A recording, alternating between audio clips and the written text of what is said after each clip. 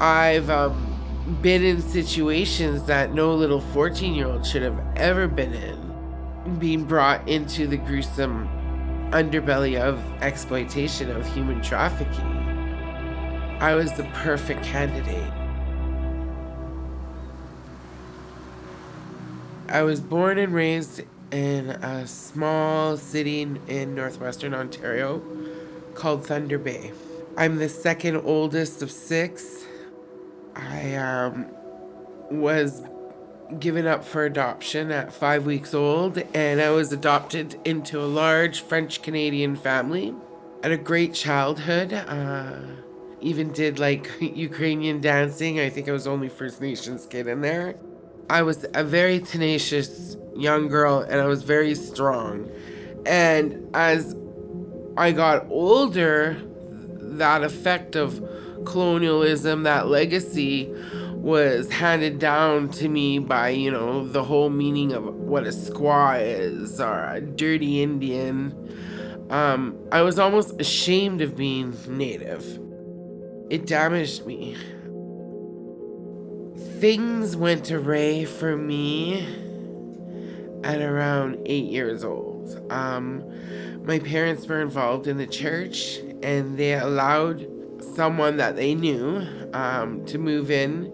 He was a part of the clergy abuse scandal, and he was a predator. And it didn't take long. I think it took about like a month for him to start messing with me. He tried to mess with my little siblings, but I wouldn't allow him. My mom would ask me, like, did anyone touch you? I still didn't feel safe for me to disclose. And with that lack of disclosing, I started acting out. I ended up being placed in a group home for girls. I was placed there in October, and by February, I was lured into prostitution. My first exploiter was a woman. She owned a high-end brothel. She knew how to groom me. By 13 years old, I was seasoned in the sex trade. I knew how not to get arrested. I was groomed to say that if the police came, that I was that woman's niece and that I was just there sleeping over. Every one of those men that bought me felt entitled to me. I didn't have a choice.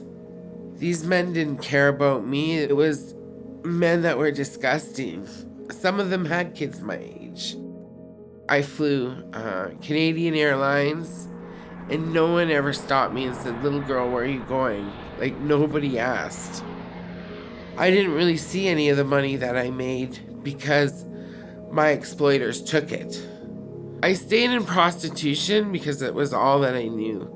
I didn't even think I was being exploited. I felt that I was in control, but I wasn't. For me, help looked like this. I got arrested. Speaking to an undercover cop, 17 years old. I remember going into court, and my family was there, and they took up 2 rows. And my mom stood up, and she went, "Excuse me, Your Honor." And I was telling my mom, "Sit down." And the judge said, "Okay, I'll listen to this." She let me go. And that was the beginning of help. They got me into a Native transitional home because I really did need to learn. I needed to learn how to live. See, I didn't know how to use the bank machine. I didn't know how to act normal, go grocery shopping. It's like I had to relearn everything. And the more I understood what happened to me wasn't my fault, I knew that if a woman like me is supported, she could do great things. And this is what support looks like. I have had the opportunities to sit with prime ministers, with presidents, former President Jimmy Carter, and educate them about the real truth surrounding sexual exploitation. Me being blatantly open about what happened to me out there and not sugarcoating it, I was able to be effective. It prized me that there is a law that you cannot purchase a person for sexual services in Canada because of me being able to share my story. My name is Wasekwe, meaning woman of light.